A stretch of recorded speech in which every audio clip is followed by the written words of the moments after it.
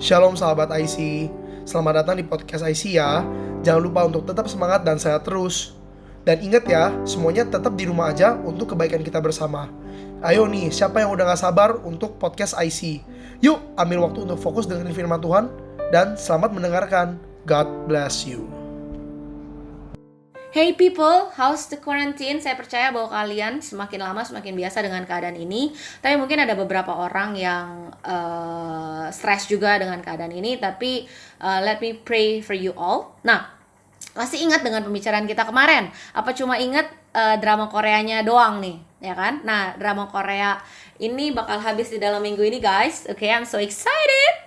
Nah, minggu kemarin tuh saya nggak cuma berbicara tentang drama Korea, tetapi saya juga membicarakan tentang apa teman-teman? Ya, anak bungsu. Anak bungsu yang meninggalkan bapaknya.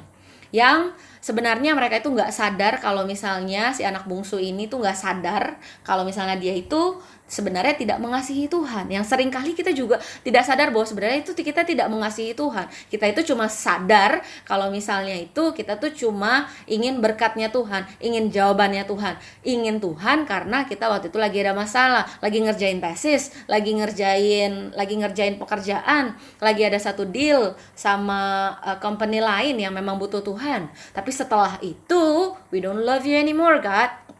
Itu yang saya rasakan, itu yang saya khotbahkan di sharing saya yang sebelumnya. So, today kita akan membahas masalah tentang anak sulung. As Ko Edi said gitu ya. Ko Edi ada memberitahu saya. Nah, sebelum itu teman-teman, let me share my funny story. Ya. Saya merasa ini sangat-sangat lucu gitu kan ya. Tapi mungkin ada juga orang yang kayak, hello, lu sombong banget gitu kan ya. Nah, sebenarnya funny story ini memang tentang kesombongan saya. Nah, ada seorang anak pendek, anak kecil ya, nggak kecil lagi sih, pokoknya anak sombong, yaitu saya sendiri, seorang Cica yang sangat sombong, yang membuat komitmen untuk membaca PL Perjanjian Lama sampai selesai. Ya, dan seorang Cica ini menyelesaikannya. Ya, dan ketika dia membaca tentang Israel, ya kan ya, bagaimana sih bangsa Israel ini di padang gurun gitu kan ya, dia ini merasakan bahwa ada satu perasaan Tuhan yang dia rasakan ketika dia baca PL waktu itu gitu kan ya. Nah, for your information, satu kitab yang aku nggak baca itu Kidung Agung, karena waktu itu saya merasa bahwa saya nggak ngerti baca itu. Oke, nah, let me flashback gitu kan ya, bangsa Israel di dalam padang gurun. Apa sih yang sebenarnya terjadi gitu kan ya? Bangsa Israel di padang gurun, jelas itu di padang gurun gitu kan ya, menuju Kanaan. Mereka itu sangat kelaparan, mereka itu haus. Karena apa? Karena di padang gurun teman-teman. Kalau kalian belum pernah ke padang gurun, saya sarankan untuk ke Nei Mengku. Orang-orang yang sudah pernah ke Nei Mengku, kalian akan tahu bagaimana rasanya di dalam padang gurun. Itu nggak enak banget sebenarnya. Yes, memang view-nya bagus, tapi kalau misalnya 40 tahun di sana enak banget sih teman-teman. Nah, oke, jadi mereka itu menyesal. Aduh, kenapa gue dibawa keluar dari Mesir? Nyesel banget lah pokoknya mereka. Mereka mengeluh, terus mengeluh. Lalu teman-teman, Tuhan itu baik. Tuhan kasih mana dari langit, Tuhan itu kasih air embun yang sangat sejuk gitu kan ya. Istilahnya tuh kasih apa ya, kayak air es di padang gurun. Wah, itu tuh seperti apa ya, ketika kita tuh menemukan permata teman-teman, atau cowok tuh yang lagi ngetemuin tuh cewek cantik, itu seperti itu. Es di padang gurun itu dahsyat banget. Jadi teman-teman, seharusnya itu Allah itu baik sekali, Tuhan itu baik sekali. Udah kasih mana dari langit, udah kasih air dari langit. Oke, Israel minum, Israel makan sampai kenyang. Apakah habis itu Israel stop?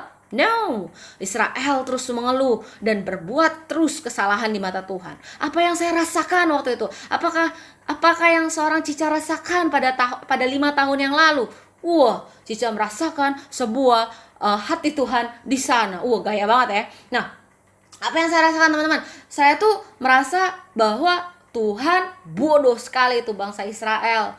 Udah tahu di Mesir ya, mereka melihat 10 tulah, dari tulah yang ecek-ecek, dari tulah yang pertama, ini itu segala macam sampai tulah yang terakhir.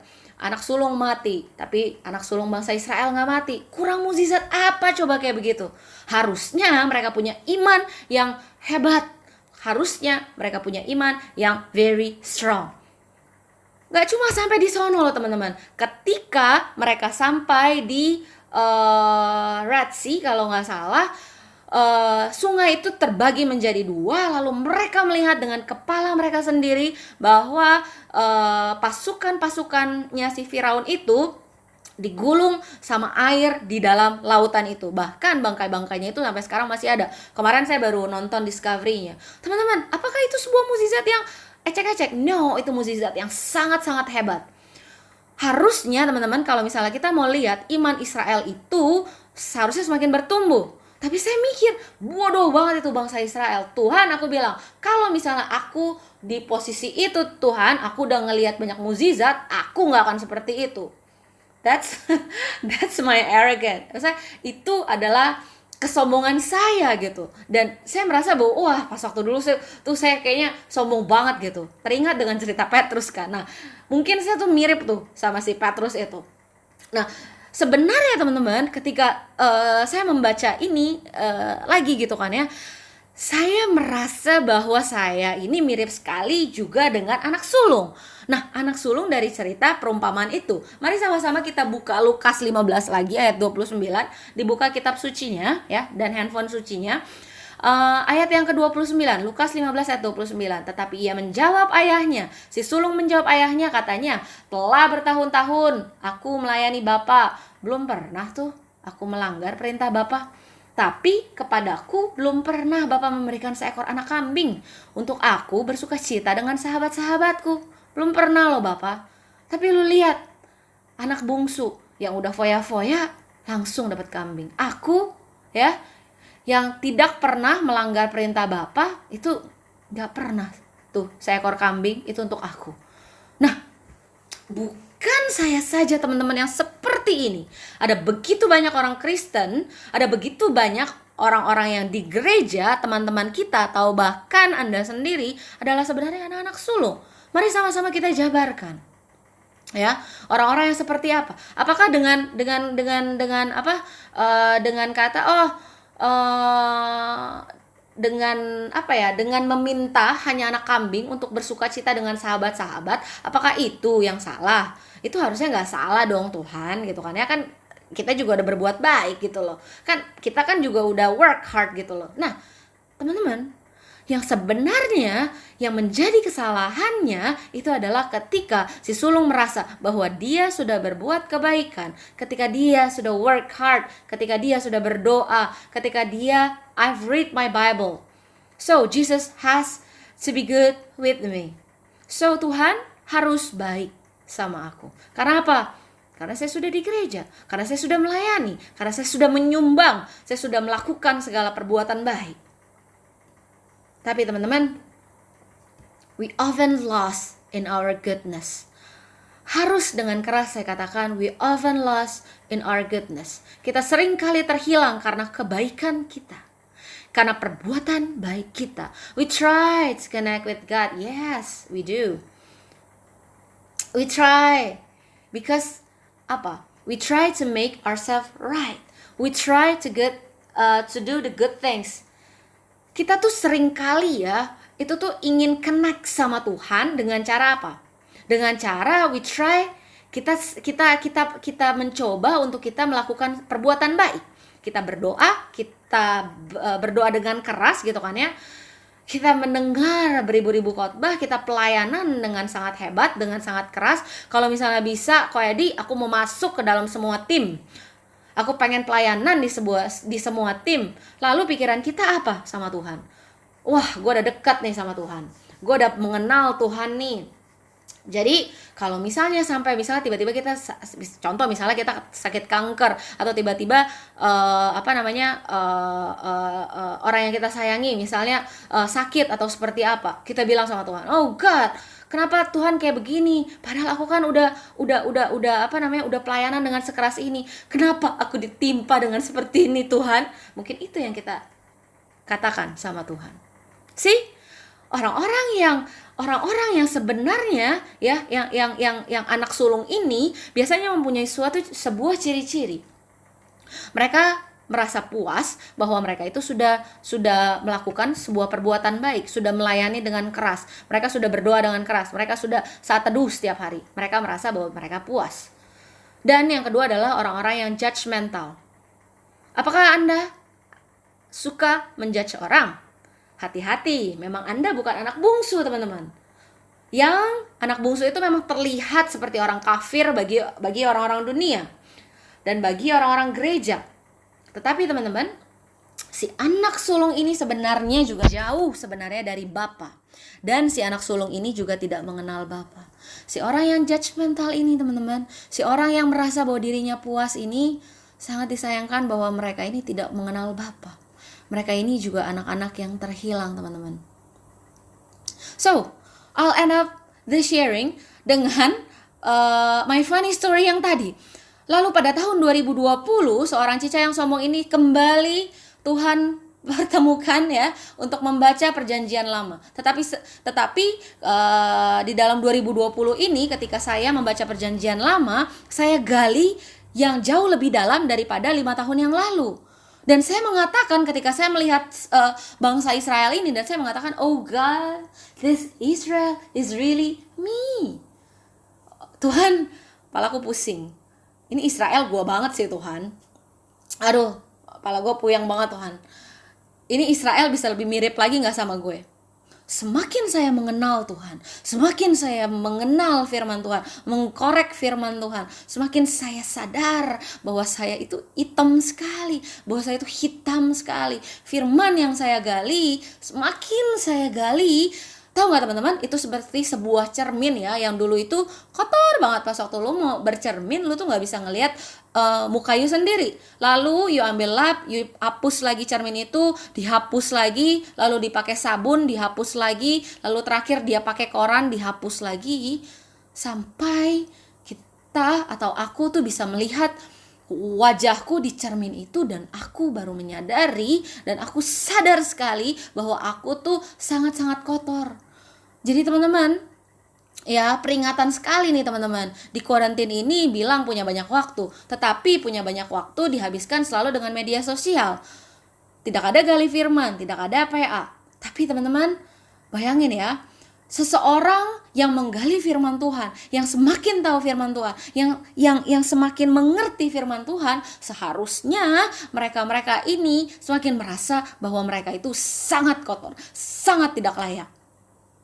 Bukankah perasaan ini berbeda dengan anak sulung yang kalau misalnya I wanna scroll once ya gitu kan ya, aku nggak pernah melanggar perintah Bapak, tapi Bapak belum pernah tuh memberikan seekor anak kambing untuk bersuka cita dengan sahabat-sahabatku. Ya, self-righteousness.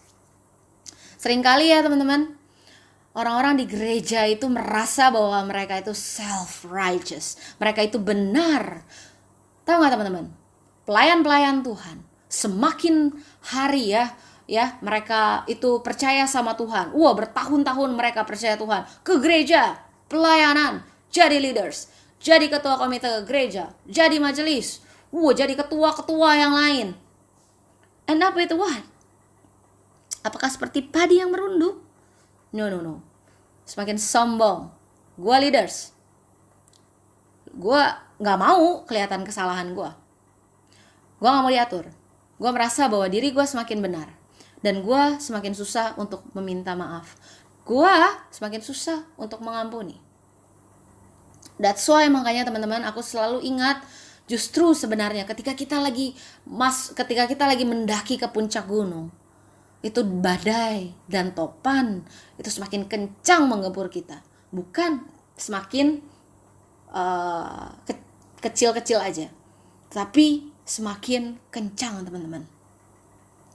So, berapa banyak teman-teman kita ya, gitu kan ya, yang sekarang ini, yang pelayan-pelayan, coba deh tengok ke kanan kirinya. Coba tengok sesama leaders, coba tengok sesama musician, coba tengok sesama worship leaders, yang katanya worship leaders. Bagaimana perbuatan mereka? Khotbahnya Cica, khotbahnya Ko Edi, khotbahnya siapa misalnya? Pendeta di gereja, Sydney Mohede. Gue udah ngerti. Berapa kali gue dengar khotbah-khotbah itu. Berapa kali gue dengar, iya Musa keluar dari Mesir, Yakub lagi, Yusuf lagi. Gue udah tahu lah. Gue tuh udah tahu khotbah-khotbah di gereja ini.